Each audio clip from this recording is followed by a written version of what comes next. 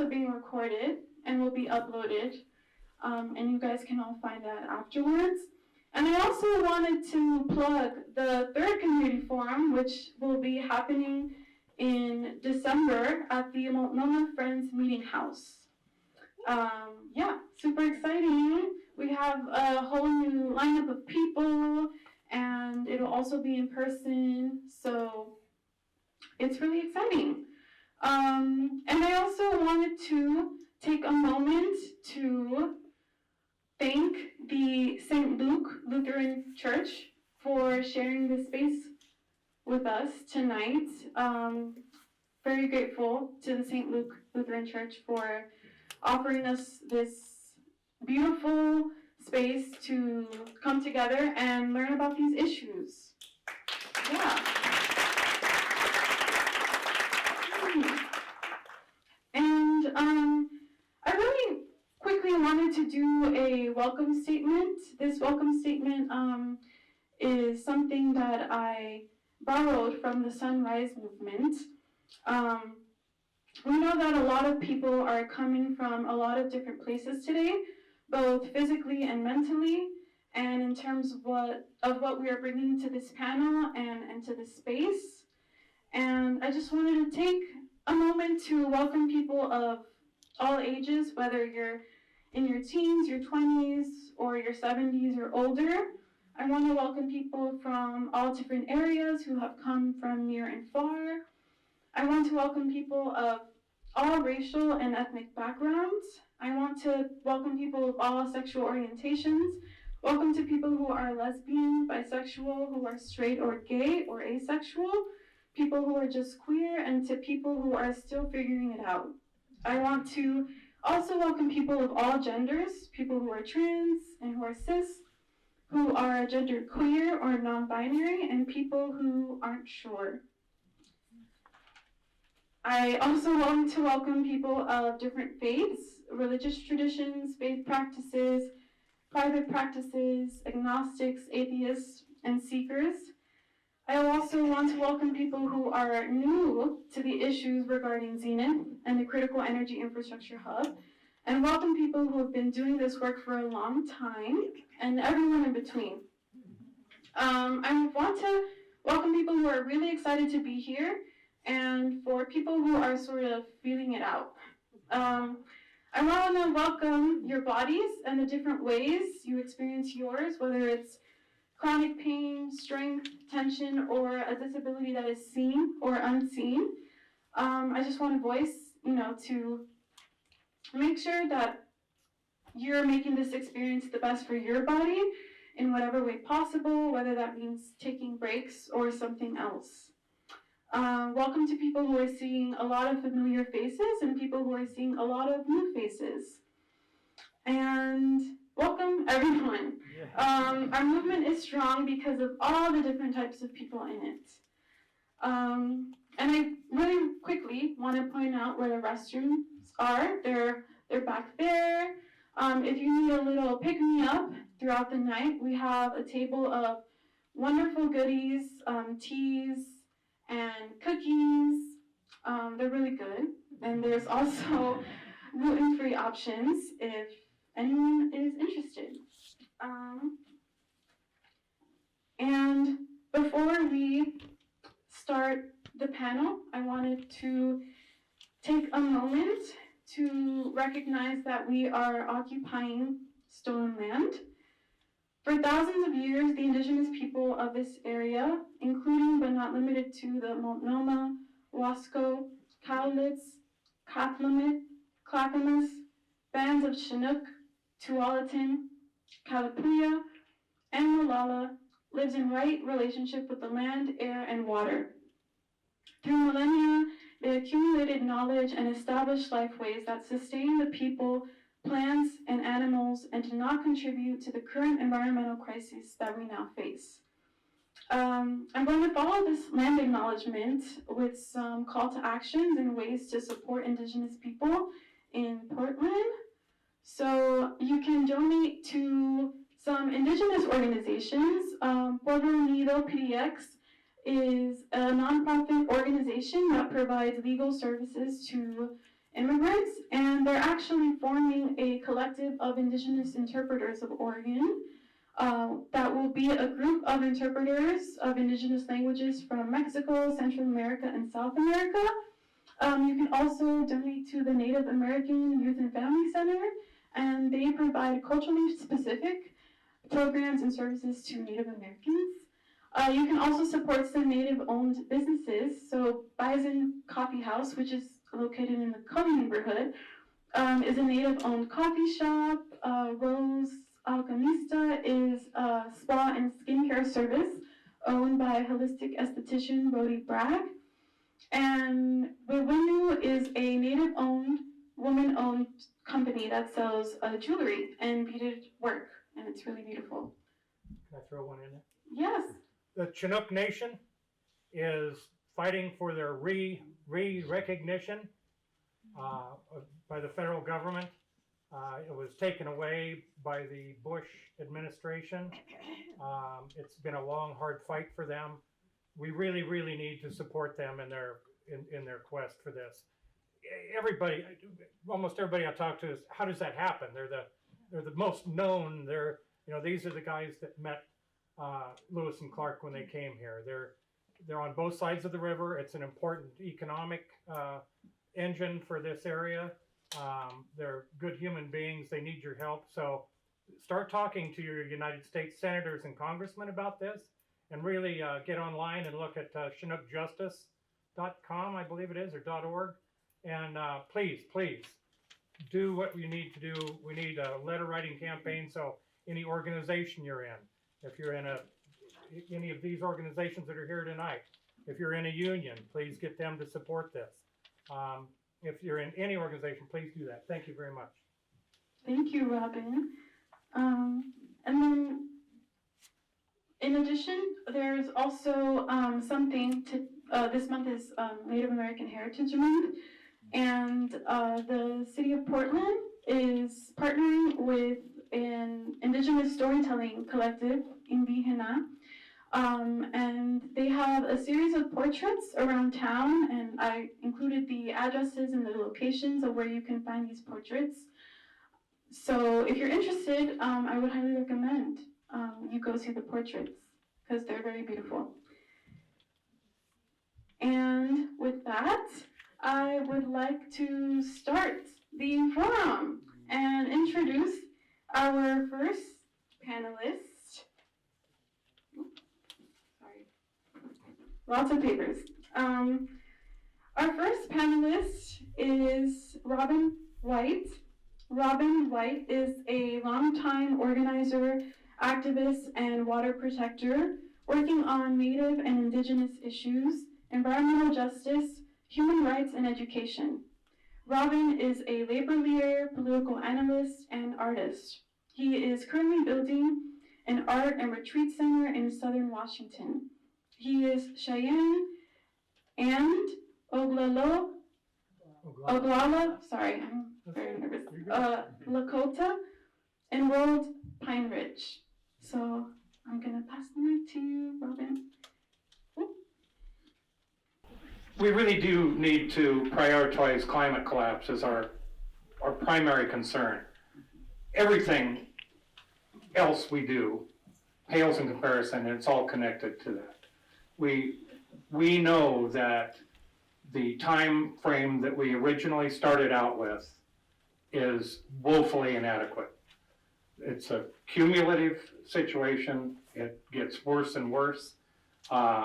As you can see, in different political climates, with the war going on in Ukraine, all these and the rest of climate collapse, there's a real push on to pump more oil, use more coal, all of the excuses that are necessary to increase the amount of fossil fuels are happening now.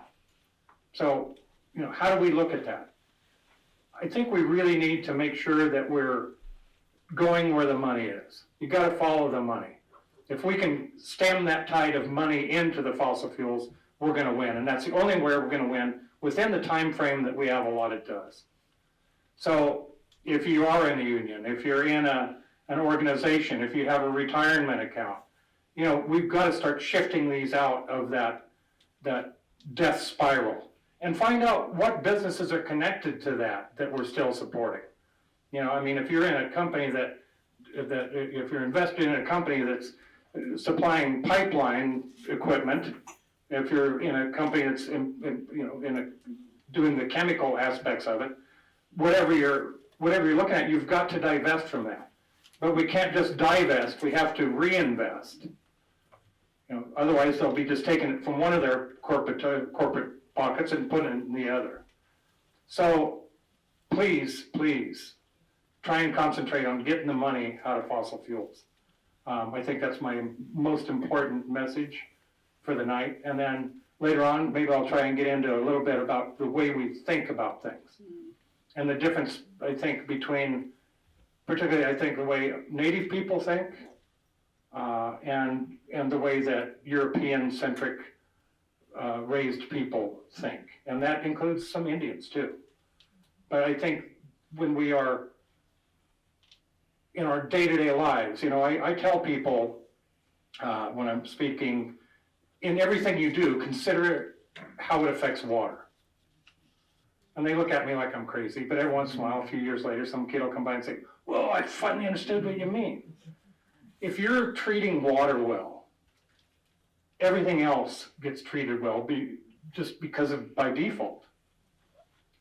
Your relationships with other human beings, your relationship with the world around you, with the environment, takes on a different hue because you've made sure that water is protected, that water is pure. Everything else that you do in that, and every decision you make, then reflects on you and those people around you. So it's the reason I say it is to change your thought patterns, to change the way that you think. When you're doing simple things during the day, if you're appreciative of where that comes from, if you're appreciative, if you're working on something and you know, it's a metal, you understand that was taken from the earth, and that you should appreciate the miner that did that. You should appreciate the smelter. You should appreciate all those things, but understand that there's a price to pay for all of those, and how that works on a day-to-day basis, and when those decisions that you make a difference in a huge ripple effect.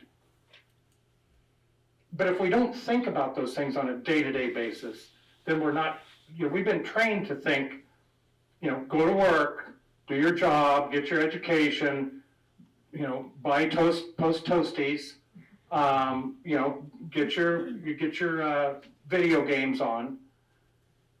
We're trained. We're like little trained seals, and we're doing what we're supposed to do to feed the corporatocracy.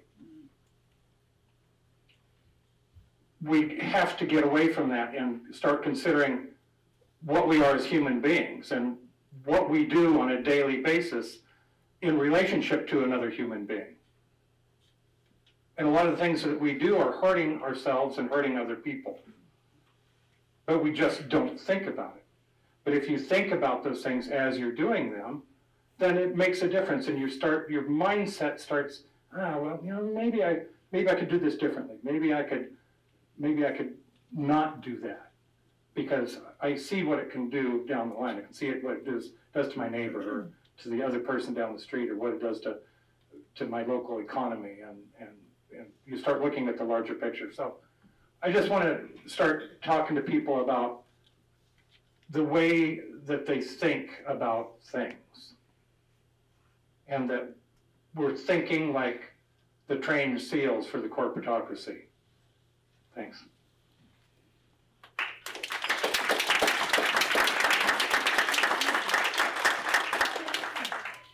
Thank you, Robin. I think you left many of us with many things to think about. Sorry. Oh, no. It's gonna get worse. Yeah, trust me, it'll get worse. I would like to introduce our second panelist, Senator Michael Dembrow. Senator Michael Dembrow represents much of Northeast and Southeast Portland in the Oregon Senate, where he sits on the Energy and Environment Committee. He was the chief sponsor of SB 1567 in 2022. Thank you, Senator Dembrow, for your hard work, which is bringing long overdue regulation and oversight to the fuel tanks on the banks of the Willamette in the critical energy infrastructure, short for CEI Hub. Yeah, I will pass on the mic to you now. Thank you so much. It's great to be here. Robin, it's great to follow you. It's been a while. Actually, it's been a while since I've seen a number of people here. It's great to see you all in 3 dimensions. This is really important work, that we're talking about. I think, everybody in this room, I believe, just looking at you, shares the understanding that we're in a crisis and we need to reduce our dependence on fossil fuels. We need to reduce our emissions. We need to find alternatives, alternative energy sources. And that has to be a real focus for us moving forward. I sponsored legislation that was climate action related that drove my Republican colleagues to other parts of the country. I want to just start off by thanking all of you who voted for the ballot measure that will prevent that from happening in the future. Several things happened last week that still have me floating, and that's definitely one of them. We will do the work. Fortunately, when the Republicans fled, the governor did institute some of the things we were going to do otherwise through executive order to help reduce our emissions, which is great. But we are still living with, and we will be living for a long time, with the legacy of our dependence on fossil fuels. And nowhere is that more true than those fuel tanks that are on the banks of the Willamette River right now, in what's called the Critical Energy Infrastructure Hub. That's where 90% of the state's fuel comes into the state and is stored there. Hundreds of millions of gallons of fuel. And we've known for a long time what a risk that poses for us. And why is it such a risk? Because there are fuel tanks which are dangers in other parts of the country as well, but nowhere comparable to what we have here in Portland. And I hope I'm not going to scare you all too much. Sometimes it's better, for the evening, the night's sleep, not to know about these things. But those tanks are built on river fill, which is which is permeable, very unstable. And when that big earthquake comes, and we know it will, we're looking at a disaster, on the order of, Deepwater Horizon, Fukushima, maybe even worse, because it would happen right in a major city, near where people live, next to a river where, fish and other wildlife live. Just real catastrophe. And the last time we had a subduction zone earthquake here was in January of 1700. They historically have come every about 250 years. You do the math, right? So it is a real danger. And we've known about it for a while. And we've had a number of studies showing, this risk and encouraging state government, local government, federal government to do something about it. And we keep putting it off, because first of all, you have to acknowledge the risk. you have to accept the risk, that in fact, the fuel does constitute a risk that we have to think about. And then you have to be willing to take the steps to do it. We kept putting it off. I'll take you back last summer. We had just finished our 2021 legislative session, and I was ready for a change of pace. And my daughter agreed. We were gonna walk the Wildwood Trail last summer. We needed some time together. Some bonding time, some different time, and so we agreed that each week we would get together and walk a different section. And we decided to start in the far end, the Linton side of the Wildwood Trail. So for the first few weeks, every time I would go to meet her there, we'd have to go by these tanks, and I would just, oh God, we've got to do something about this. And then another study came out that Multnomah County did that, just reminded us once again what a disaster this will be. And so, I decided, okay. So I'm a short timer. I don't know if you know this. I'm not running for re-election in 2024. And so there are just some things I feel like for me to sleep at night for the rest of my life, I need to make sure that some things happen. And so started bringing people together to do this, to do legislation that would finally give our State Department of Environmental Quality oversight authority over these tanks, and to give them the wherewithal, the funding that would allow them to oversee the process of regulating and requiring these tanks to be upgraded or moved. There are some tanks there that are up to code. They're relatively new, but most of them are very old, and they would never withstand, even a sort of ordinary earthquake, let alone the one that we're looking at. So that work began. It was a big challenge because in even numbered years, the legislature just meets for a month. It's our short session. And it's really hard to get significant legislation done during a short session.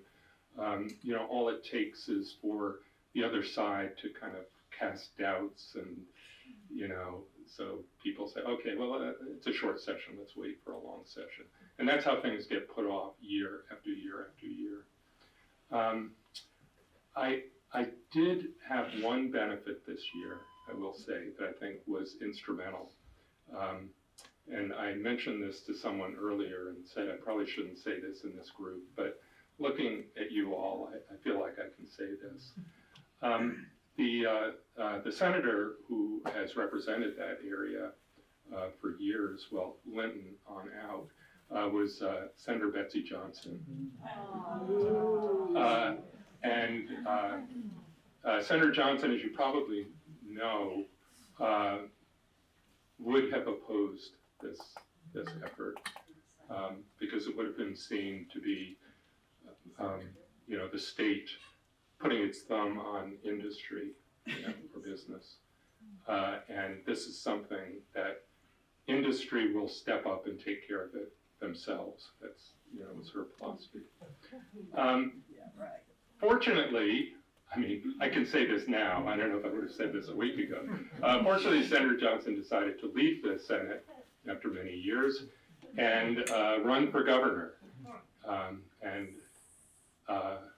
I felt like she was going to lose, from the beginning, and so I saw it as a good thing. And fortunately, it turned out that way. But with her not in the Senate, believe it or not, it really helped us to get this over the finish line. But we did have, we had a great coalition of environmentalists, social justice people, labor, because there are workers there at the hub. And we talked a lot about the risk that they're under, and we made sure that the legislation that we crafted also included whistleblower protection for the workers there to, be able to talk about deficiencies there. The tribes were very helpful. The tribes obviously care about the water very, very deeply. And just a number of different groups, and we were able at the end of the day to get it passed. And DEQ, for the pace of government, DEQ has been moving along pretty rapidly, and they have formed what's called a Rules Advisory Committee that includes members of the public. There's environmentalists, social justice, neighbors, technical people, representatives of the city and the county, all involved in this group to help DEQ to develop the rules for this program. The tank owners will need to do self-assessments. When I say self-assessments, they will be hiring outside engineering firms to assess the state of their tanks, and then come up with implementation plans for getting the tanks up to speed. All of that needs to be done by the summer of '24, which seems like a long way away, but this work takes time actually for them to do. And the Rules Advisory Committee, as I say, is going to help DEQ along with engineers to come up with the requirements that they'll have to follow. And that is really important work. We actually have a member of that, of the Rules Advisory Committee here. So Nancy, would you stand up? Nancy Heiser, a former constituent of Senator Johnson, but represented the Lytton neighborhood. And obviously, she and her neighbors are on the front lines. They're true frontline communities here, but they're not the only ones, right? People living on the other side of the river, and really the state as a whole is going to be affected by this. And so, actually, one other element of the bill is that our Department of Energy is charged with creating what's called an energy security plan, to have a statewide plan for how we move away from this dependence on the CEI Hub. Part of what we have to do is get those tanks up to speed. Part of what we have to do is relocate some of the tanks, and then in other cases, actually shut the tanks down. In the long run, that's the solution, right? Right. As it doesn't make a lot of sense for companies to be relocating their tanks elsewhere and go through that big expense of creating of doing that when they're going to have a short shelf life, which we hope they will, right? And they'll be stuck with stranded assets that we're all going to have to pay for. So DEQ is coming up with they're charged with coming up with a plan that takes that into account, but also, and this is really a critical component, if a tank is going to be relocated, what the tendency is if things are left to their own devices. Whose backyard are they going to be located in, right? The people who who are least able to stand up for themselves, they're renters, not homeowners, in a lot of cases. And so the Department of Energy is charged with coming up with a plan that where all of this will be filtered through an equity lens as they do this work, which is good. I mean, it's essential.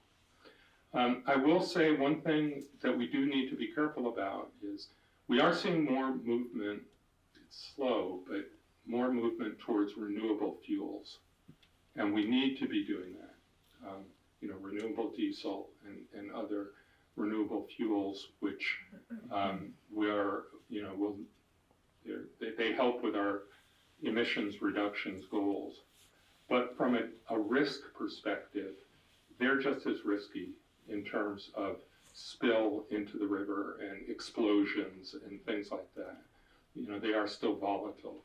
You know, for example, almost all of the jet fuel that is at the PDX is stored there at the hub, and it is obviously very potentially explosive.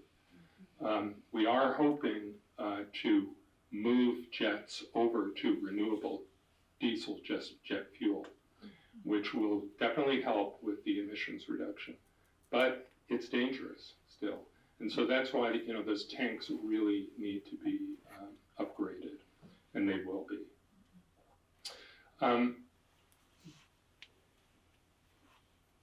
Let me just, you know, as I close this, let me just repeat.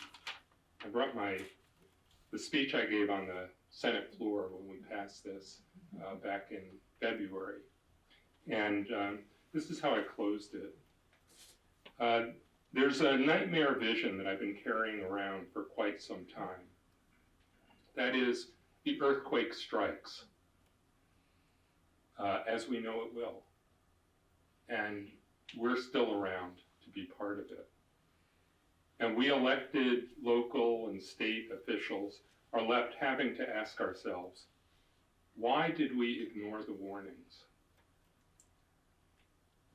Why did we turn a blind eye to the science and keep putting the clear messages in these reports out of our minds? This is relevant to the CEI Hub, but it's really relevant to everything related to climate. Why did we do that? Why did we not step up and insist upon action? If that occurs, colleagues, how do we live with ourselves? So fortunately, we were able to pass this legislation. The bill passed, the funding was secured, the program is now underway. The new DEQ oversight has the potential to produce the safety upgrades that we need to keep us safe. But let me stress that word, potential. You know, we have seen government action, well-meaning government action in the past that ultimately failed. This will require vigilance, pressure, ongoing education, and ongoing attention from the community, from all of us. Legislature passed the bill, came up with the money, but that's just the first step. Everybody here is going to have to support Nancy and her friends on this Rules Advisory Committee. You're going to have to keep your eyes out, and if things are not going the way they need to, you need to let people like me know so that we can intervene promptly.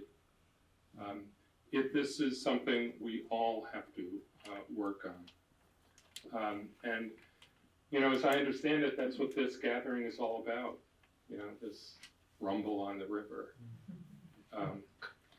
Education, consciousness raising, organizing, and it will need to continue. But it is important work, it is necessary work, and I look forward to doing it with you.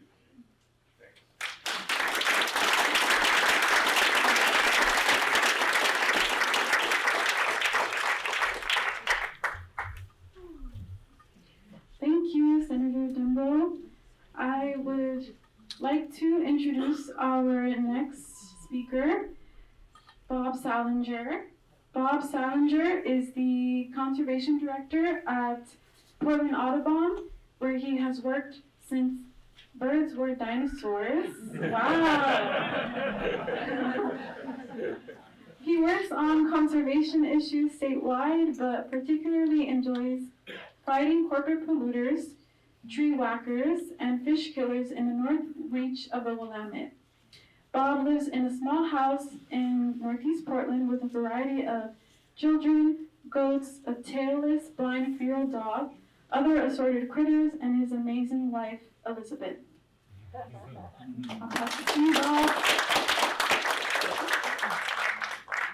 Well, thanks for coming out, and thank you, Senator Dembrow, for all your work and your commitment to these issues. Thank you, Robin, for your work, and particularly for the phrase, train steals for the corporatocracy. You go to these forums and you come away with a couple of nuggets. That one I will file away and keep forever. And thanks to everybody on the stage and everyone here, because this river needs attention, and it needs it badly. And I've been working on river issues now for about 30 years, and we have made progress, but we have so far to go. And, in Portland, we think of ourselves as a green city. You cannot be a green city and have a polluted 10 miles long Superfund site running through the middle of it that is a ticking time bomb.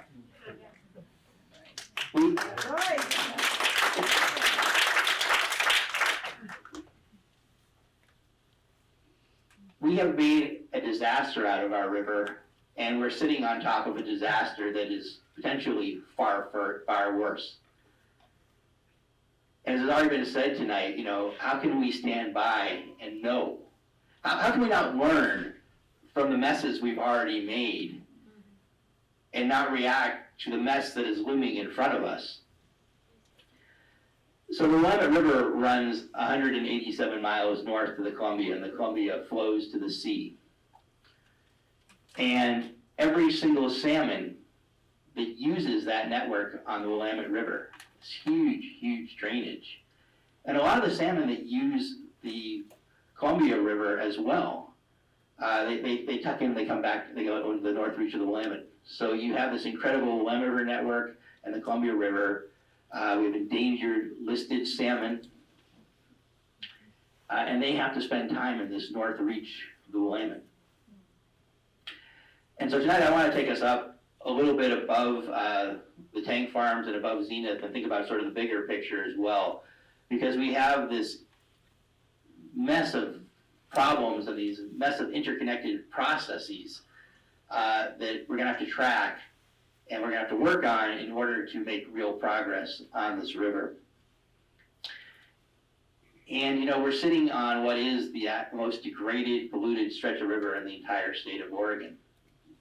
And I think of it from the perspective of salmon, because when salmon are smoked and they're going to the sea, they basically follow the edges of the river. They don't have the strength to swim back and forth. And oftentimes they go tail first with the current. So they go backwards down the river. And what they need to survive is shallow water habitat. They need places along the edge of the river where they can get off of the main channel, rest, forage, get away from predators. And so what have we done to our river? Well, once upon a time, Willamette River was this incredible braided river, hence the braided river network. I can see Sarah in the background. This incredibly fertile area, these confluence areas are incredibly fertile places, vast floodplains and wetlands. Where Swan Island is, the channel was actually on the other side of Swan Island. We re-channeled it there. But you used to be able to walk across the river there.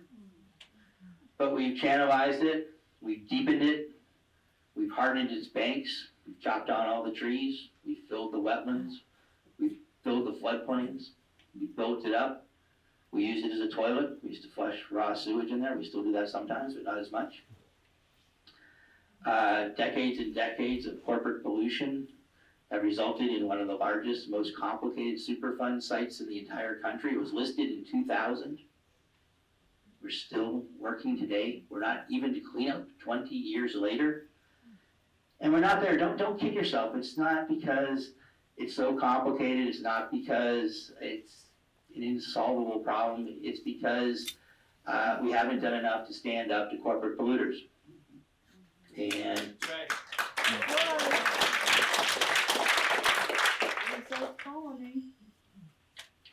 we have some of the biggest players in the state and the world on this river in terms of corporate power structures. And you never see them. How many people would recognize somebody from Zenith in this room? Or ExxonMobil, or Schnitzer Steel, or Gunderson, or Vigor. Yet all of these companies are responsible for the mess we have and the mess we might have someday. And so we need politicians that show up and stand up. We don't need empty suits. I wasn't about to figure empty suit. We have a real politician here. We have somebody who actually does show up and stand up and speak out and respond. And so I want to flag just a couple of things that are not Zenith tonight for you to think about, because we have Superfund, we have NERDA. Superfund will clean up some of the pollution that's there. NERDA will restore some of the habitat. We have the fossil fuel agenda. We have the tank farms. There's a lot of different processes that you need to track if we're going to get this river back to health. And they're interconnected, and they're overlapping, and they're sequential, and they're challenging to keep track of, but some that are happening right now. One is the city's economic opportunities analysis. How many people have heard about the economic opportunities analysis? A few. And how many are you really excited about the economic opportunities analysis? I've been, all right on. I've been working for a long time on this, and my board still goes, why are you working on that? Are there birds in the economic opportunities analysis? But there are birds in the economic opportunity analysis, and there are trees in the economic opportunities analysis, and there is green space in the economic opportunities analysis, and there is access to the river in the economic opportunities analysis. The economic opportunities analysis is basically a process where the city evaluates whether it has enough industrial land. Under statewide land use planning goal 9, we have to maintain by law a 20-year supply of industrial land. And the way that we prove that we've done that is about every 5 years we do an economic opportunities analysis, and nobody pays attention except for industry. And the city assesses whether we have enough land for development over the next 20 years. They basically, am I out of time? Is that? No. Okay. They basically look and see how much land we have available and how much land we need. And how they do that, they go behind closed doors with those same industries that you wouldn't recognize if they were sitting here among us, and they may very well be. And they come up with a plan, and it tells us whether we have enough industrial land, and every single time out it says we don't have enough industrial land. If we just had more industrial land, industry would come. In particular, we don't have enough river industrial land. And no one pays attention. And because there's no immediate impact. But every single time we go to put an environmental regulation on that river, if we try to protect trees, if we try to protect floodplains, if we try to create open space, if we try to create river access, river industry shows up. That's when you see them and they say, no, we have an economic opportunities analysis, so we don't have enough industrial land, therefore we can't plant trees, protect green space, create buffers, restore our river to health. And they have maintained a stranglehold for the last 20 years on this river in terms of improving environmental regulations, especially related to natural resources, because of that economic opportunities analysis. And it's all a big lie. We do have enough industrial land. Terminal 1, which was owned by the Port of Portland, was converted to high-priced condominiums. Terminal 2, which is owned by the Port of Portland, was potentially going to be converted to a baseball stadium. Terminal 6 is sitting empty. A couple of days ago, Greenbrier, which has been one of the most vocal opponents of environmental regulations over the last couple of decades, announced that they're moving their rail business somewhere else because it's thousands and thousands of miles away. For 30 years, we heard that we needed West Hayden Island because there wasn't enough industrial land.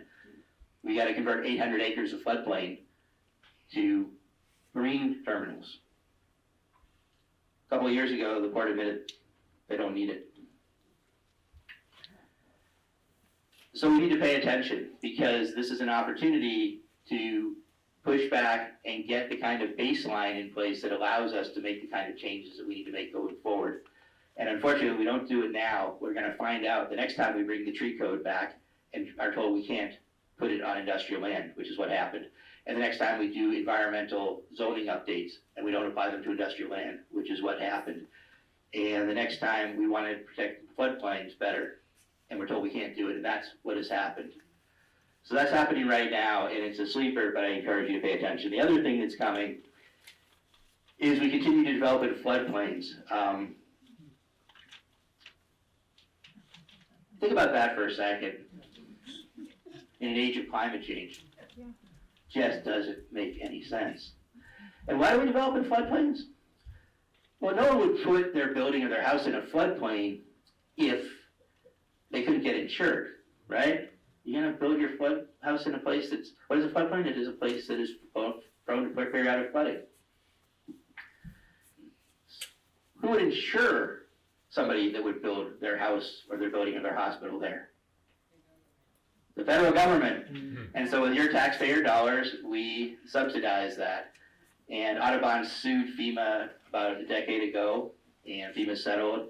And what we got was a jeopardy decision for the state of Oregon. And the jeopardy decision is the unicorn. What the NOAA fishery said was that by allowing floodplains in development, floodplain development in floodplains,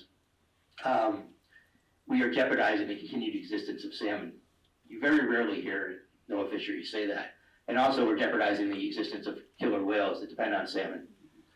And so basically every single city that has salmon in it in the state of Oregon has to update their floodplain protections, the regulations. Doesn't mean you can't develop in a floodplain, but it means that when you do, you have to do it differently and you have to mitigate for your impacts.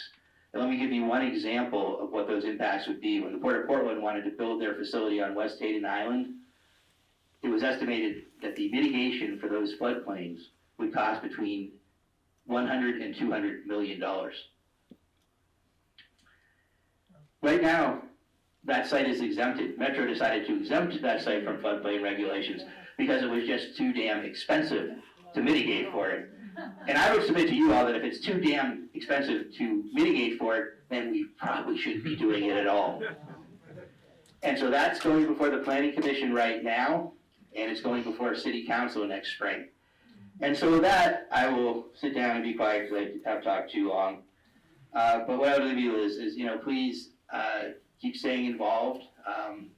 Keep learning about these issues because there's a whole bunch of different processes that are moving and they need this kind of attention.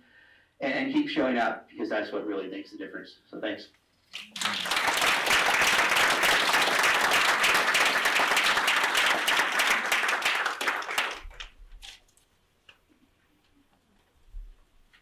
Thank you, Bob, for those insightful words.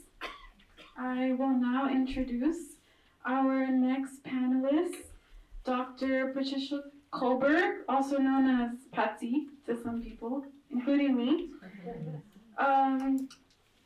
Patricia Kohlberg is a retired primary care physician and former medical director of the Multnomah County Health Department. She is active with Oregon PSR representing and writes about climate, health, and related issues, and is a member of the Old Mole Variety Hour Collective, which produces a weekly public affairs program for cable community radio. Nice.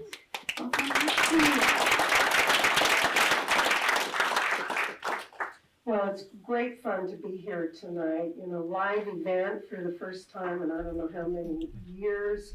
I'm really honored to be part of this illustrious panel, and I'm afraid I am the scary detail part of the program. I didn't expect that, but are you clicking? Oh, go ahead and click.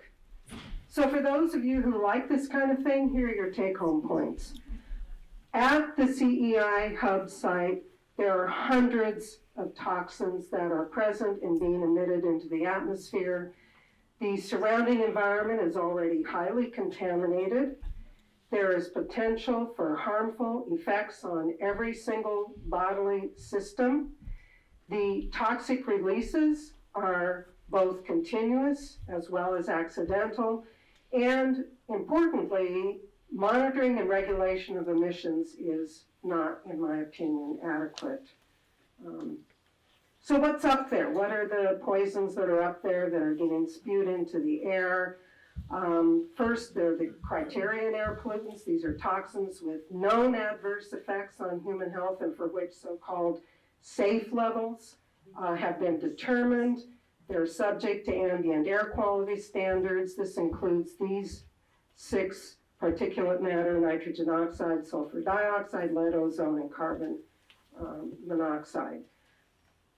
I think I put this slide up just because I want to talk a little bit about particulate matter because it's a real villain, but just to show you the size of these particles in relationship to a human hair.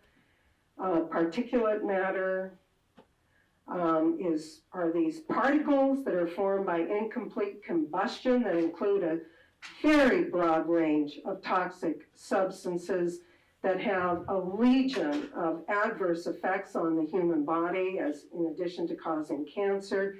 And here's the point that I think is important. Particulate matter is the principal component of fossil fuel pollution, which is estimated to cause 1/5 of all deaths worldwide annually. 20% of all deaths from particulate matter. And then we have our hazardous air pollutants. This is 187 pollutants classified as hazardous, includes asbestos, dioxin, PCBs, a whole bunch of things. These are toxins with known or suspected adverse effects on human health, but a safe level is not necessarily known. These are regulated under the Clean Air Act at industrial sites. I put this slide up just to show that the annual emissions, toxic emissions from Zenith in the past few years has increased somewhere around 5-fold, and this simply reflects the accelerating volume of the amount of crude oil that they are handling at that site. I'm not going to talk too much about this because Bob spoke to it, but just to point out that the CEI Hub is located right smack dab in the center of the Superfund site. And in addition to that, we have Portland's bad air. The 2012 DEQ project looked at 19 airborne toxics and found that the majority of them were above health-based benchmarks. Then there was the 2015 National Air Toxics Assessment that examined 49 known carcinogens in Portland and projected an excess of 26 to 86 cancers per million population, which doesn't sound like a lot, but if you're in that group, it matters to you. Portland's air has long been considered among the worst in the country, and that was before we were subjected to nearly annual influx of smoke from wildfires. And the CEI Hub emissions on continuous emissions only add to this problem. The next slide. So the potential adverse health effects are just too many for me to talk about. They're just legion. There are acute and chronic conditions, there's accidental death and injury, and of course the most vulnerable people are the people who are working at that site. But within the surrounding neighborhoods and the neighborhoods through which the oil tank trains travel, the people who are most vulnerable are the very old, the very young, pregnant people, chronically ill, houseless, low income, and people of color. Adverse health effects play out in every single physiological system, but they also have devastating effects on reproductive and developmental health. These toxins are really, really bad for women, babies, and children.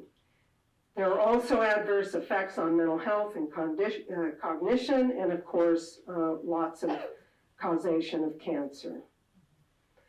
So this is what we all worry about, right? Because it's unplanned, we don't expect it. This is where the potential lies for having really big spills. And you can see the whole range of things that could happen. And we're right to worry about this, and these are not abstract events.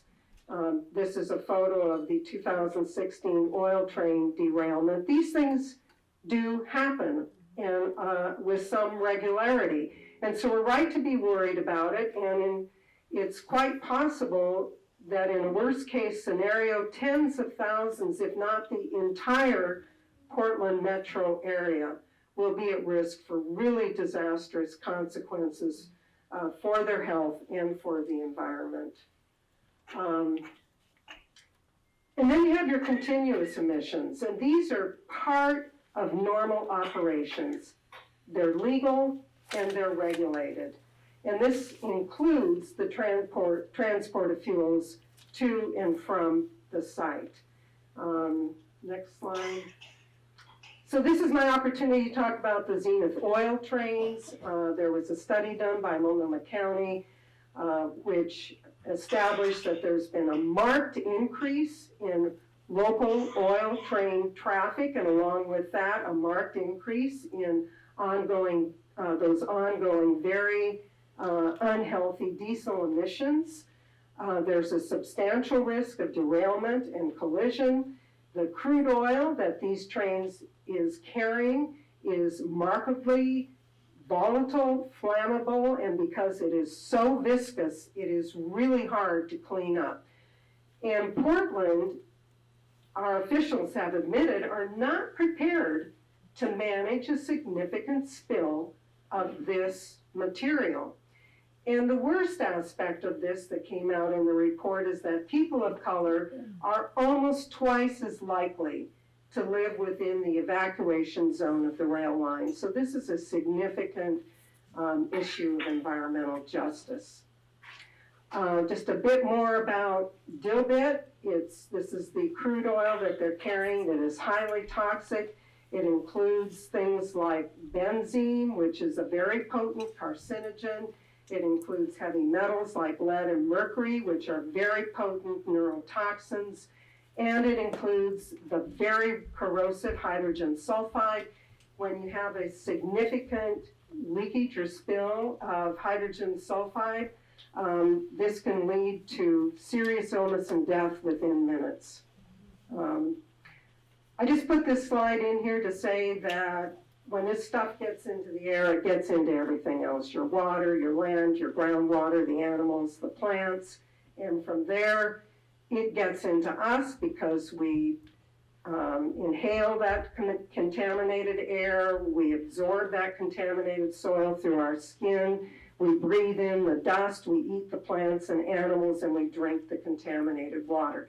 And some of these chemicals that get into the environment are what we call forever chemicals. They will be there for millennia. Next slide. Want to close with just a little bit about EPA air quality standards, and I think the take-home point here is that meeting air quality standards does not mean that there are no adverse health effects. For one, the EPA standards tend to be less strict than those in the EU. The EPA, quote unquote, balances economics with health risks, which means they invite corporations into the room when they are setting the standards for what we, the public, are going to be exposed to. Whereas the EU aims at the lowest technologically possible emissions to protect public health.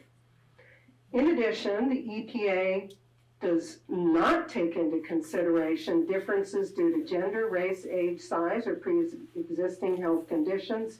These are exposure standards that are basically one size fits all. They also do not take into account interactions between pollutants, like, for example, that particulate matter can carry carcinogens very deep into the lung and is more dangerous than when it is being emitted along with other carcinogens. It also does not take into effect the additive and combined effects of pollutants like heavy metals, which tend to be neurotoxic, and if you're being exposed to more than one, you're going to have a worse outcome. And the final point is that some pollutants just don't have a safe level of exposure, like particulate matter. The DEQ does have an air quality permit for the bulk gasoline storage and distribution, which is most of these installations up in the CEI Hub. And they are required to continuously monitor emissions at the source, meaning at those places where these toxins are most likely to escape into the atmosphere. And if they do escape, then immediate action needs to be taken. But all of the other hazardous emissions from this site are quote unquote presumed to meet standards if the product throughput is below the defined threshold. And there are measurements taken, and they have to report these calculated amount, not measured, but rather calculated amounts of toxins that they've put into the air. But it's really important to know, and I don't think a lot of folks understand this, the ambient air off the footprint or away from those places where gases might escape, the ambient air in the area or in the surrounding neighborhoods simply is not monitored. There is no measurement going on there of the air, the soil, or the water to see what is the effect of these toxins that are being emitted. So to summarize, there are hundreds of toxins that are present and are being emitted at the CEI Hub, which have known adverse effects on every single bodily system. During normal operations, these toxics are released into an environment that is already very heavily contaminated. Accidental spills could have disastrous consequences for public health, and the current environmental regulations are not necessarily protective. Thank you. That was awesome. Thank you.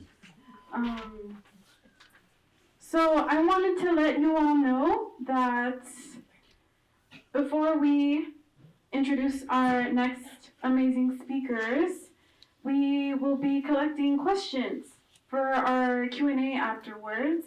So if you have been thinking about asking a question, feel free to write it down on pieces of paper that will be passed around, and there will be people around collecting the pieces of paper with your questions. And we can collect them after the next speaker too, so if you want to wait. Paper? If you need paper, we'll come around and give it to you. So if you need paper, Bonnie is passing out little pieces of paper, and so is Jan. Unfortunately, Dan Sears from Columbia Riverkeeper wasn't able to make it tonight, but we have two amazing people from Columbia Riverkeeper who are on this panel tonight. And one of those people are Kate Murphy, who is a community organizer, and the other person is Audrey Leonard, who is the staff attorney at Columbia Riverkeeper. They both work to protect the Columbia River and stop fossil fuels. They played an instrumental role in this movement. So let's give a warm welcome to Kate and Audrey.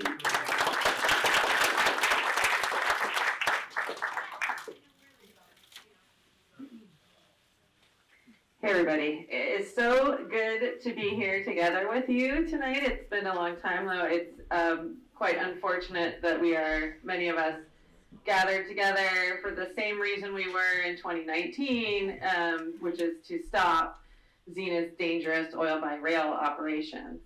And when I first heard about Zenith, I was a volunteer activist, and I continue to be inspired by the ferocity and determination of this community to stand up for one another and protect what we love. And so I'm really honored to be here on this panel with all of you lovely folks. I apologize in advance for all those who came out to see Dan.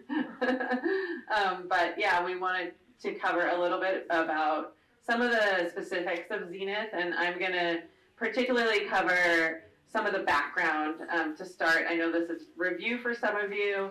It may be new to some of you. If you feel like I'm going too fast, just know that the notes I'm referencing are printed in the back at the Columbia River Keeper table. There's a time limit of events that you can get a copy of yourself. If we run out, just email me.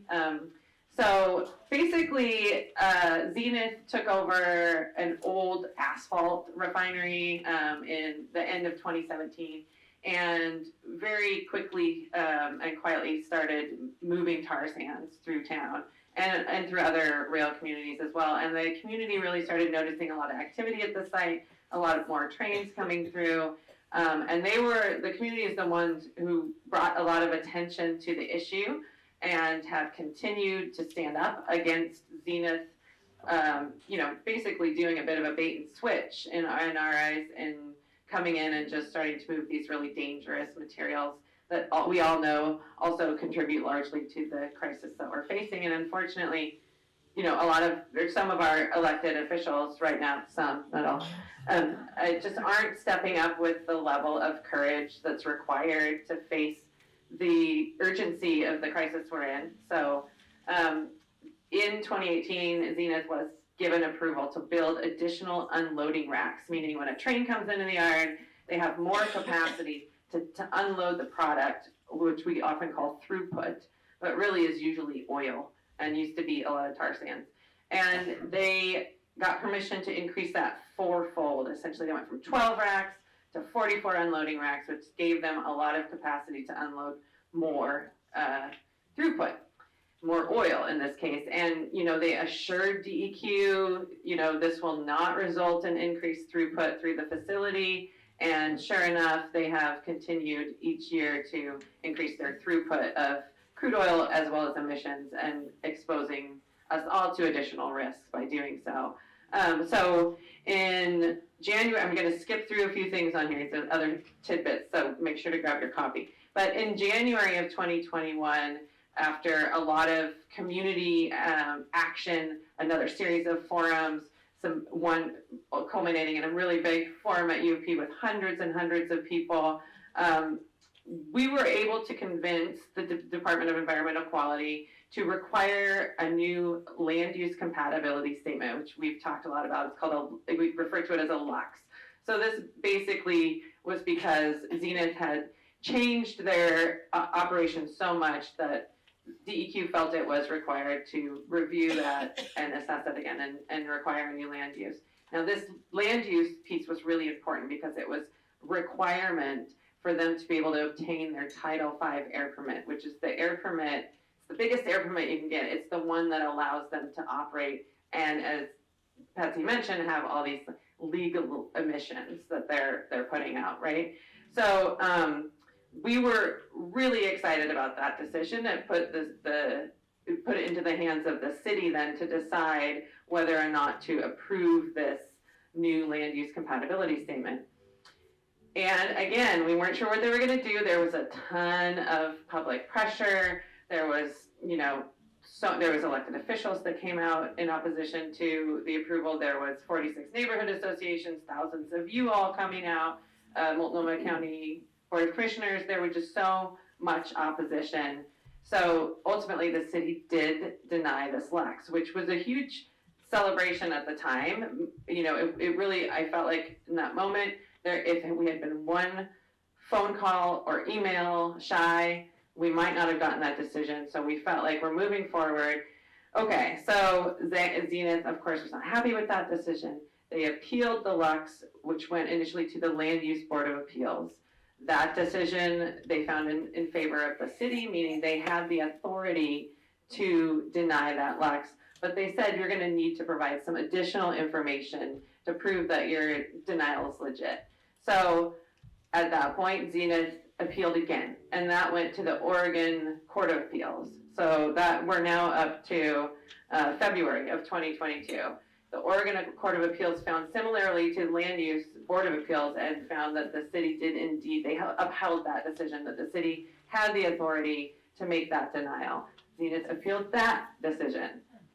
And so it went to Oregon Supreme Court, which is where it sat for a little while. And in the meantime, you know, the community just continued to support the city in its denial, to offer to, you know, support with evidence to, you know, back up their denial any way we can support.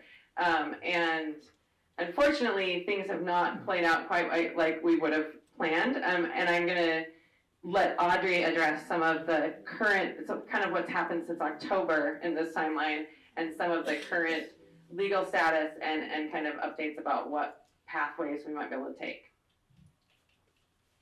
Hi, everybody. I'm happy to be here. I'll echo what Kate said about how inspiring it is to be here in person with everyone who has been working on this much longer than I have. But jumping right into this timeline, on October 3rd, the city approved a new land use compatibility statement for Zenith. This was in exchange for Zenith's agreement to stop running oil trains after 5 years and eventually switch to quote unquote renewable fuels. This came out of nowhere with no public involvement or engagement with these organizations that have been so active and vocal. Just days later, on October 6th, the Oregon Supreme Court denied Zenith's appeal of the court decision that said that the city had authority to deny the Lux if it's incompatible with the comprehensive plan. We feel that by issuing this new Lux, the city lost important negotiating power with Zenith. We also think the city, at the very least, should have involved the public with this decision. No shit. On November 1st, 20 community organizations sent a letter to Portland City Council and the Bureau of Development Services, led by Commissioner Dan Ryan. Thank you for being here today. Asking the city to withdraw the new Lux and take public input. We have yet to hear a response, but we are continuing to follow up. There are basically two big opportunities for involvement moving forward. First, we're asking the city to revoke it or modify this new Lux, to take public input on it and hear the people out and actually either issue something stronger or revoke it altogether. The city we really think this is going to be a heavy lift. The city seems to have made up its mind about this backroom deal, so we really need to push them to hear us out and not just respond with crickets. Dan Ryan is the commissioner in charge of the Bureau of Development Services. We have his phone number on an upcoming slide, so you can take a picture of that and save it, and please call and help lift this up. Our ask is for the city to revoke the Lux prior to DEQ issuing a new air permit. The city has this authority to revoke the Lux anytime before that new permit is issued, and the city should take community input and listen to the concerns of many community members, tribal members and governments, and the 46 neighborhood associations who have raised these strong objections to oil trains barreling down the Columbia River and into Portland. The city should take actions consistent with its resolution to oppose new oil train facilities or expanded ones, and the city should do everything it can to shut down Zenith. 5 more years of oil train roulette is simply unacceptable.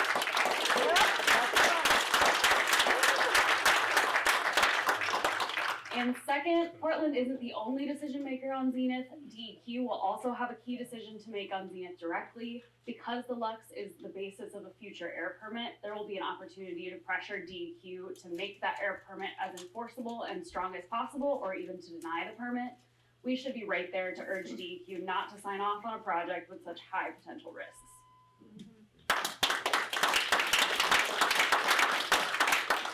Pass it to you for a little bit on Zenith's greenwashing.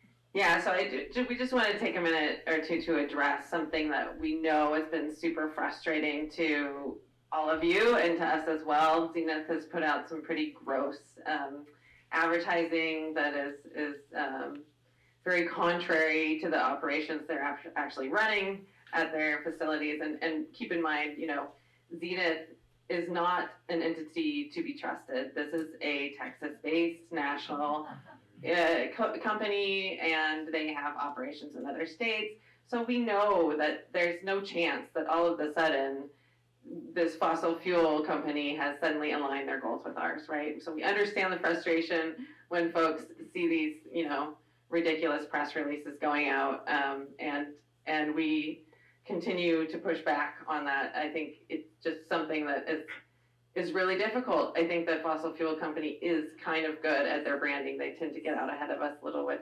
natural gas and things like that. So I think for us, it's really important to be pushing back and making available the actual information. So, you know, the approval of the third Lux was really astounding to us for a number of reasons.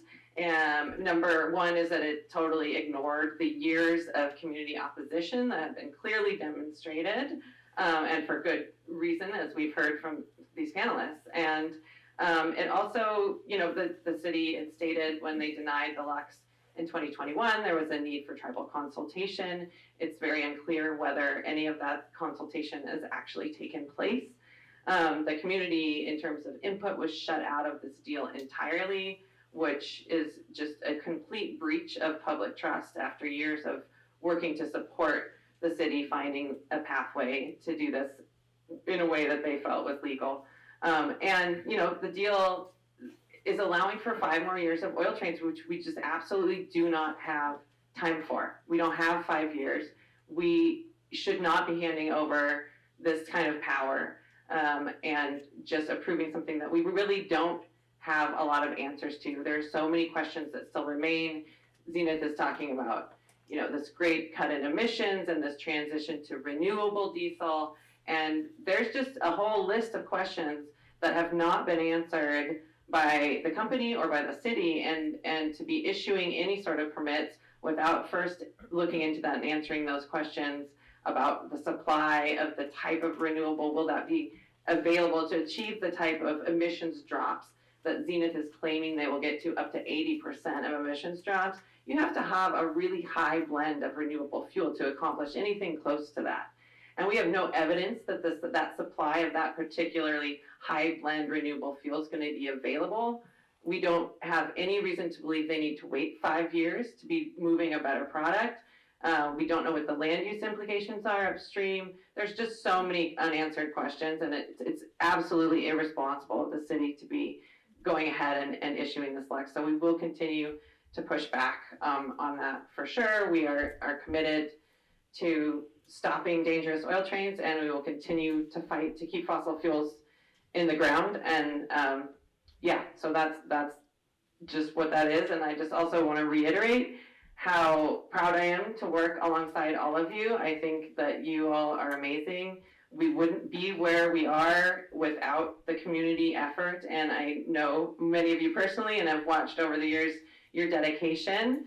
And I just think it's really important to understand that the conversation we're having now with Zenith and the city promising, whether we think it's a good promise or not, to stop running crude oil in an existing oil by rail facility is it's a big accomplishment to be able to change the conversation that much. We are not putting up with, 5 more years of oil trains, but it is a huge testament to the community showing up and not giving up, that we have, it's just really kind of unheard of to have an existing oil facility offer to stop moving oil. And it's just, it's a different kind of thing. So it's just kudos to all of you, and we will keep fighting to reduce harm and to stop Zenith.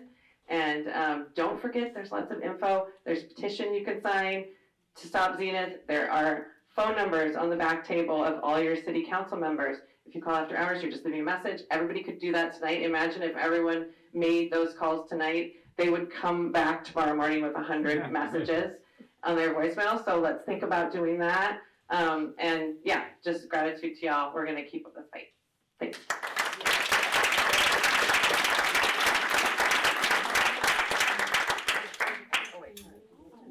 Sorry, we're going to mention one more thing.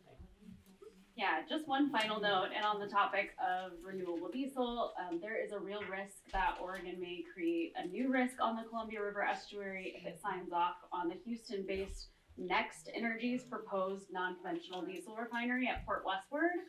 The people in Portland and Port Westward, a small but vibrant community near Clatskanie that is home to families, farmers, blueberry fields, high-value mint farms, salmon habitat, wetlands, and a Buddhist monastery, have often worked in connection to address fuel train risks.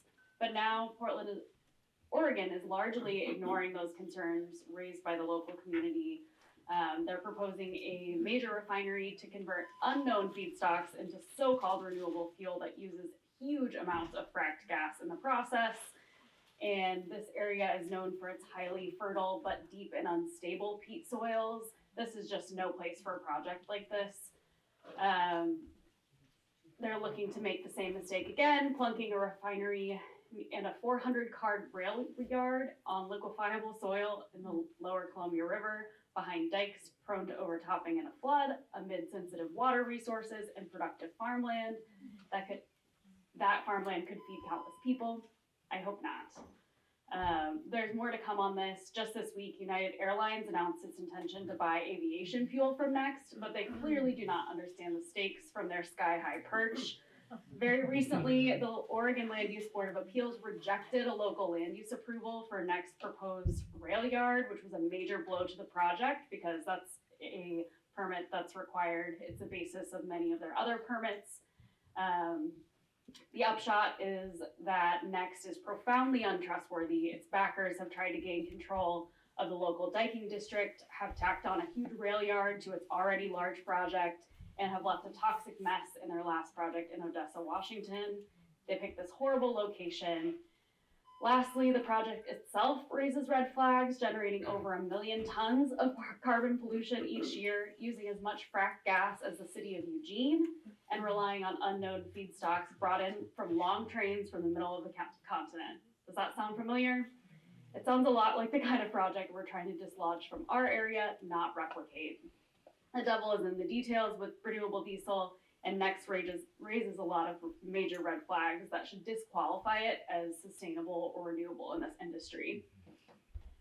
We're thankful that there is tremendous opposition to Next in the community, a community that has seen the risks of these oil trains firsthand, just like Portland. Their voices deserve to be heard, and although they are rural and far from the state's power centers, they have stopped a methanol refinery, an LNG terminal, 2 coal terminals, and have pressed an oil terminal to convert to renewable diesel. We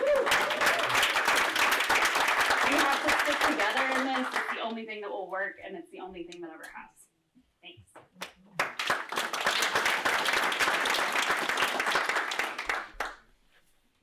Issues that impact us all. And now I would like to introduce our final speaker, last but not least, Margaret Butler. Margaret was born and raised in Portland and got excited about unions when she was 20. She spent 40 years in the labor movement, most notably with Portland Jobs with Justice. She is now active with Climate Jobs PDX and Extinction Rebellion PDX. So take it away, Margaret. Thank you. Thank you, Samantha. Well, are you mad? Yes. Are you ready to take action? Yes. Well, I'm here to talk a little bit about building grassroots power. And I spent a lot of time as a telephone operator and CWA member helping build a mobilization structure inside my local, which was 1 person for every 10 workers. And so during contract bargaining, we would ask everybody to wear a sticker that said, cutting our healthcare benefits is a sick idea on the same day, or stand up at the same time and demonstrate solidarity. And it built the power of the workforce altogether. And at Jobs with Justice, we did a similar thing. We had a phone tree that phone tree stewards called 10 people each and turned them out for workers' rights actions. And Michael was on the phone tree, Robin was on the phone tree, got called out for actions when they occurred in Portland. And so I'm really interested. Now I'm with Extinction Rebellion. And one of the reasons I chose to work with Extinction Rebellion was because I've seen the power of direct action that says no more business as usual. Peacefully, no more business as usual. So I think we're at that point in this campaign. And our goals are to shut down Zenith and make the CEI Hub a safe place again. And I was going to show you all these slides from the work that's come before, but a lot of you were engaged in them, so I think we'll skip the slides. No, okay. Well, now I have to walk out there to see them. But that's one of the forums. That was the forum at City Hall, and you can see some of the people who are in this room at that forum. Go ahead, and this was one of the many petitions where we wrote individual statements for the city council to say our outrage. And here's our garden that we built on the railroad track. And another picture of us sitting on the train tracks. Woo! And there's a youth protest at Zenith. And one of many of the holiday-themed postcards that went into the city. And as Kate said, there were tens of thousands of people in Portland who were outraged about Zenith and took some sort of action. Go on to the next one. And then this was one from a vigil at Zenith where we watched the trains, and Melanie was very involved in organizing that and kept track of it. And here's June 4th, which was our last big action out at Zenith, calling on them to cease and desist. But we haven't built enough power yet. Clearly we haven't. We built enough power to get the locks denied, but all of our victories are easily taken away unless we build even bigger. So what I want to ask you all to do tonight is to think about how we take the energy that's in this room and build into something big enough that we will be able to win. One climate activist I know thinks of taking on the climate crisis as looking at a 1,000-piece jigsaw puzzle. You pour it out on the table and you can't see anything. It's chaos. It feels overwhelming. How will you ever make sense of this? But if we each take up our piece, if we each figure out what our piece is and connect it with other people's pieces, we can build that power. So what I want to ask people to do is, one of the things coming out of tonight is to go home and talk to 1, 2, or 5 people about what you've learned here, about what made you mad, about what we want to do, and make this broader, because we can shut down Zenith. We can make the CEI Hub, and it's what Michael's done is a great step, but Patsy made it clear that there's a lot more to do to make a safe place and a reasonable place. And so we are going to have to double, triple, quadruple, 10 times what we built over the course of the last 3 years around Zenith. And these forums are a piece of it. So you go home, you talk to friends, and you invite them to the next forum. We educate, we organize, we educate, we organize. And in the coalition of groups, all represented around the tables here, who meet together about this, we'll be talking about how do we create the mobilization structures so that we can get, instead of 200 or 500 people out on the street, that we can get thousands of people out on the street. We have to build a force big enough so that they can't say no to us. And what I'd like to ask people to do now is to just take a minute, turn to someone next to you, and talk about what's one thing you can do. Or if you've been engaged in this for a long time, think about, how do we amplify our power? And we're just going to take 2 minutes, 1 minute each. So pick a person and have an interactive moment here. And then we can finally get to questions and answers. One is, if you didn't sign in, please sign in so that Bonnie has the sign-in sheets in the back.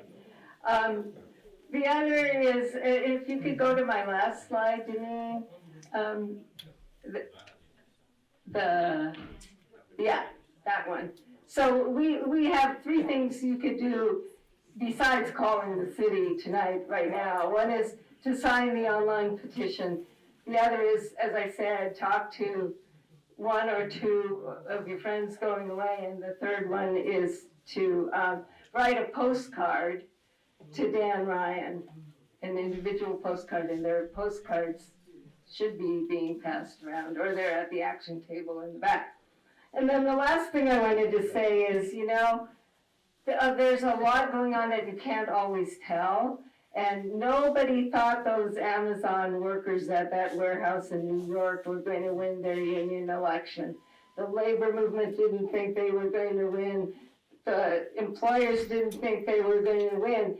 And that was completely grassroots workers saying, we are going to unite, we are going to make a difference, we are going to win the struggle no matter what anyone else thinks.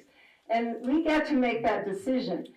Zenith, stopping Zenith and making the CEI Hub safe are critical in our community. We just have to build it big enough. And the present system that we live in wants us to feel powerless, wants us to feel like it's impossible. It is not impossible.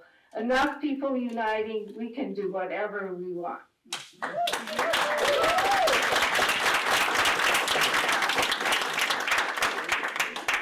Hey y'all, really quickly before we go over some questions, Robin wanted to talk a little bit more very quickly about some additional points he has to make.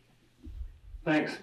Mike, you were talking, about the politics of this, and I think it's extraordinarily important that we support the people that we get elected. If we're not giving them the information they need to do our work, we're not helping them. We expect them to do things without just on their own. We need to do that. We need to supply them with information. We need to supply them with speakers. We need to help them do the work. Natives usually bear the brunt of this. We're already having Native communities having to move complete towns. We have disease states that are coming from these toxicities and the pollution and the climate change. Vietnamese, Russians, Ukrainians, all these people that go and they're eating the fish out of the river. They're eating the eels. We didn't even get to eel. Eels spend 7 years in that mud before they go out to the ocean and come back. They're more affected by these toxins. Every woman in here is born with her great grandchildren inside them. You're born with every egg you're ever going to have. You're born with your great grandchildren. Why are we not using epigenetics? Why are we not? We know that these toxins affect that genome, and in the long term. But we're not talking about that. We're not talking about that when we talk about permit processes. When we're talking about getting these things, sure, people die from the other things of it, and of course it goes on a cascading level from rich people down to us folk. That we really bear the biggest brunt of this, but now that even rich people are dying, we're starting to get some attention. When we're talking about dams, I see in Oregon and Washington a real propensity to start talking about nukes again. No, hell no. They're on my reservation, you people have mined there, you've left your shit laying all over the place where people are dying. We have the worst life expectancy in the Western Hemisphere on my reservation. Not in the state, not in the country, in the Western Hemisphere, the worst life expectancy. Keep your nukes at home. If they're so great, take that waste and put it in your backyard, see how you like it a little bit, okay? Thank you.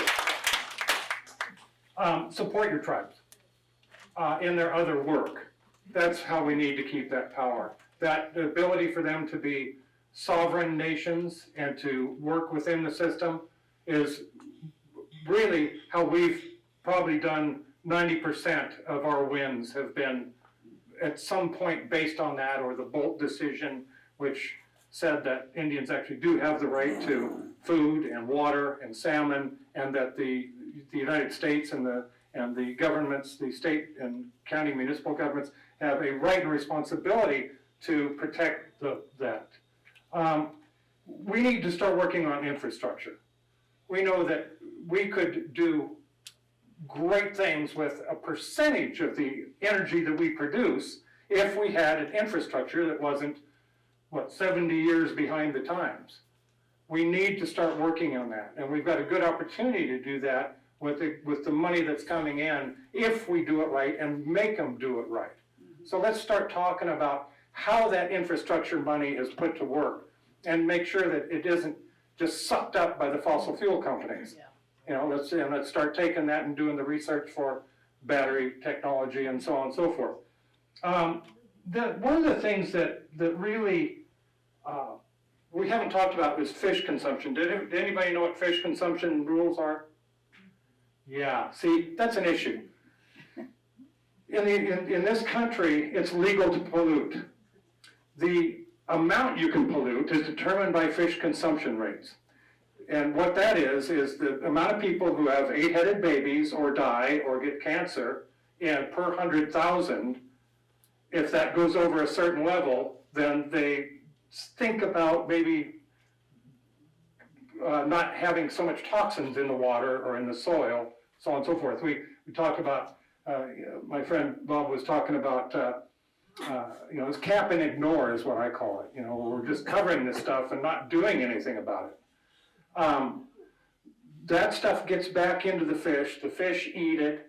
Luckily salmon aren't in the river quite as long, so you don't get as much of it, but perch, catfish, all those, you pretty much can't eat anywhere in the Columbia or the Willamette right now. And the Willamette, I think, was up just a couple months ago to just don't go there, don't eat it.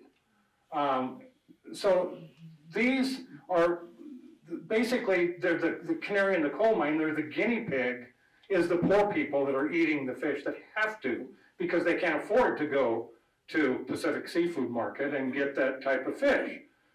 Is that really how we want to do this? Here's the bad part. By the time you figure out that more people have died than is the actual limit, which is okay if you're not that person or you haven't had the 8-headed baby, then this is years down the line when you've already found out that these toxicity levels are way, way out of hand. I think we need to work on that, don't you? Don't you think that'd be good? Don't you think that we have a better way of doing things? Maybe like just not have any at all if we can. But I think that's something we need to start looking at when we're doing this. We can use that as a weapon. What do we need to do? So epigenetics, fish consumption levels, let's start talking about some realistic looks at what these toxicity levels are in these areas, particularly in the 11-mile stretch of the Willamette that is just absolutely frightening when you look at what's done. And we haven't done anything there. We haven't done a thing. And Superfund, by the way, there's no funding, so it really isn't a Superfund. But thank you. I just had to catch up on a couple of those things. Thank you, Robin. What is the next legislative step regarding the CEI Hub or transitioning away from fossil fuels? Let me know if you want me to repeat. No, it's fine.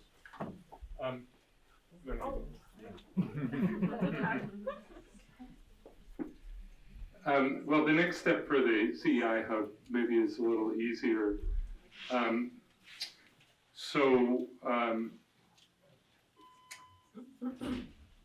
That legislation really just focuses on the CEI Hub. It also has DEQ regulating. There's a big facility down in Eugene. We have a pipe that goes from the CEI Hub down to Eugene, and then from Eugene, most of the fuel in the rest of the state is then distributed from there. And so this is a very, very large facility. And in Eugene, it's also vulnerable to the subduction earthquake. So that needs to be regulated. And so we decided to start with those two. But there are collection spots, you know, those that are really large down in Coos Bay and on the other side of the Cascades. The one on the other side of the Cascades is obviously not as big an issue for seismic, but it's still problematic. So in the 2025 session, we will be expanding the program to those other parts of the state. But at the same time, so remember that under Senate Bill 1567, by 2024, that's when these self-assessments and the plans need to start being implemented. These are going to be very spendy operations for these owners. And so, they may be able to get some federal infrastructure dollars to help with that, but they're probably going to drag their feet, right? And DEQ may need to be given more authority if that's the case. And so that's the next step. And that's why, I'm really, I'm looking to our friends on the Rules Advisory Committee to really keep an eye out so that we can put the pressure on as needed and get ready to be able to do that. In terms of fuels in general, we do have, under the governor's executive order, we are supposed to be seeing a reduced usage in the fuels. One of the things we did was we doubled our clean fuels standard. Oregon now has the most rigorous clean fuel standard in the country, which means that it just creates new and added incentives for low fossil fuels and for electricity. And so, we're hoping that we're going to see more and more of that. As you I'm sure know, the great bulk, sorry to use that word, but the great bulk of our emissions comes from the transportation sector, from cars, from trucks, and to some extent rail. And we need to be moving people more quickly towards electric vehicles. That means both more electric vehicle chargers around the state. We were the first state to offer a discount or a tax credit up front for low-income people who are buying used electric cars. In most of the country, it's only applied to new cars. Fortunately, thanks to Senators Wyden and Merkley, the new Inflation Reduction Act includes the Oregon model for that.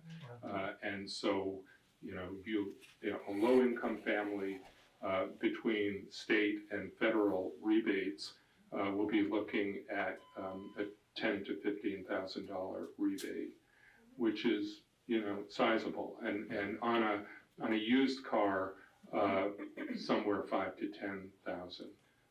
And so it's going to help. We have a long ways to go.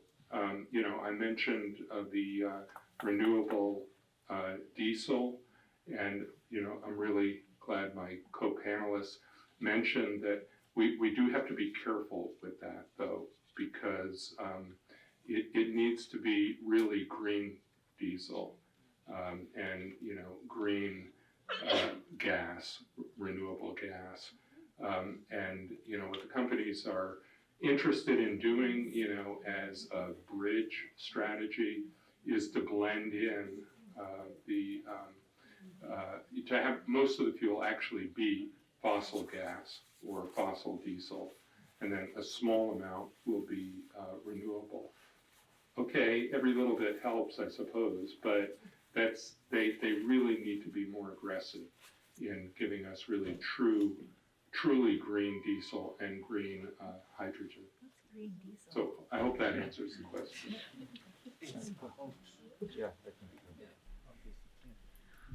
Thank you. Our next question is from Scott Shirtliff. I hope I'm pronouncing your. Thank you. You're welcome. This is a question for Bob. The question is, the economic opportunity analysis process is an example of a systemic process that is rigged in corporations' favor. It is asking the wrong questions. How do we eliminate the process or transform it to ask the right questions?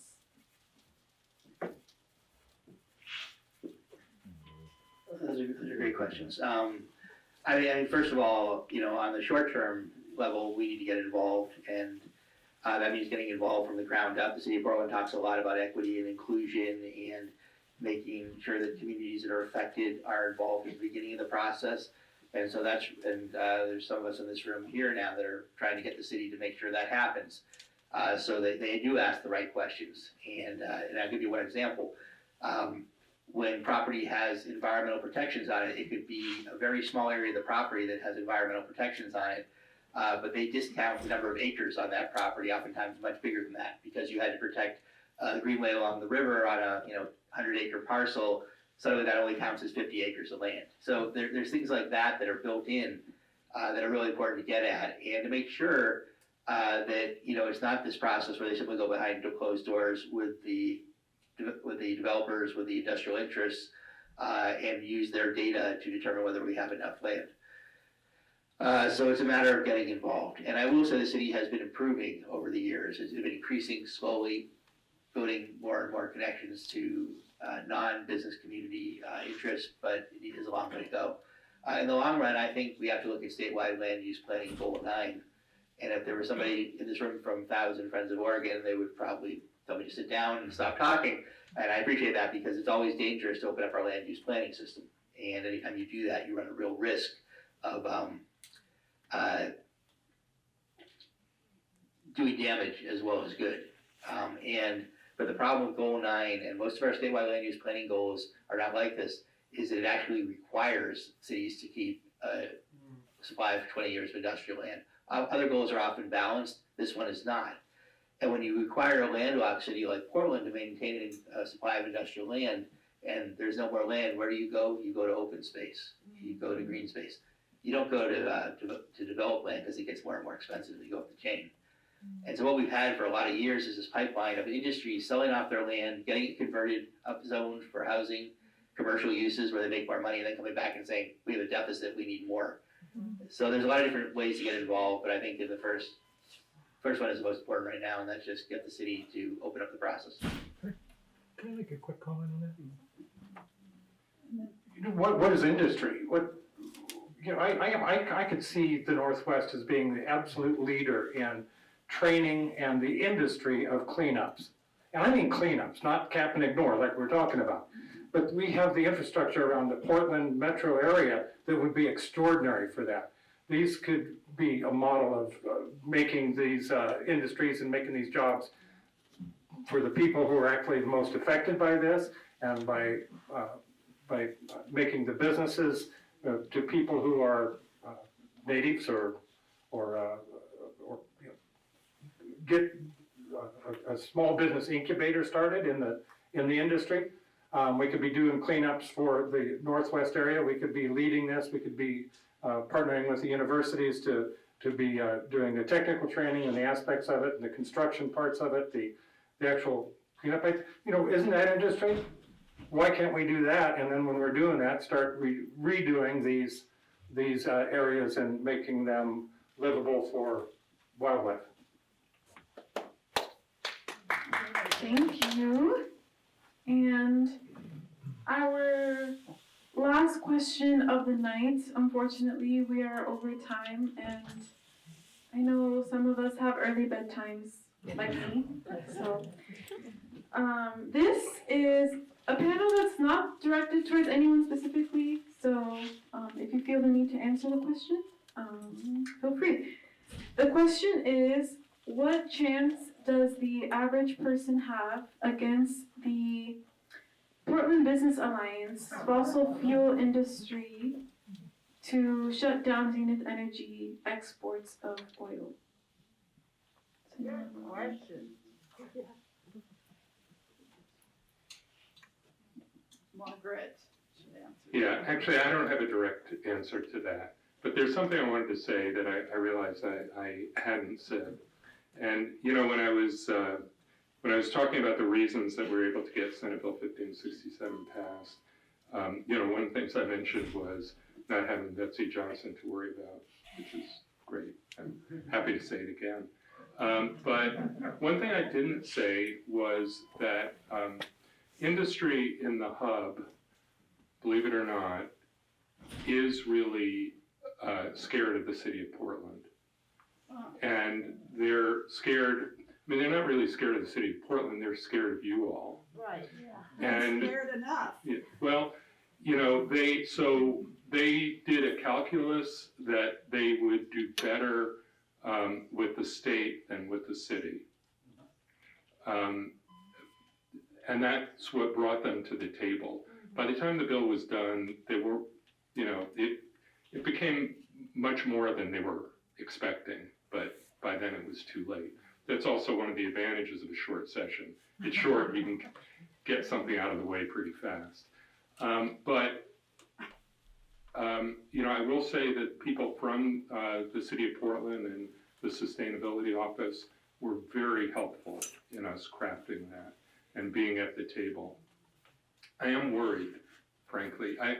I think that after this last election,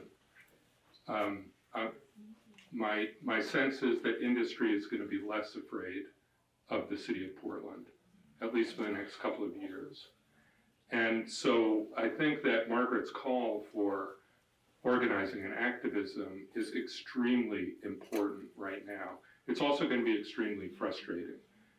So I think you need to be ready for that. I hate to say it, but I think we've got a rough couple of years ahead of us.